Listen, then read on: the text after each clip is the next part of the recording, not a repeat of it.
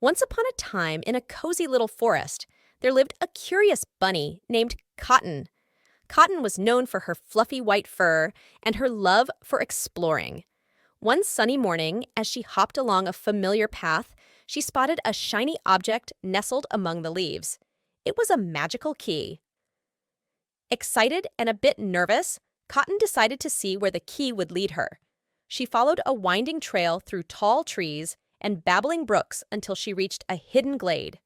There, under a sparkling rainbow, stood a tiny door that matched her key perfectly.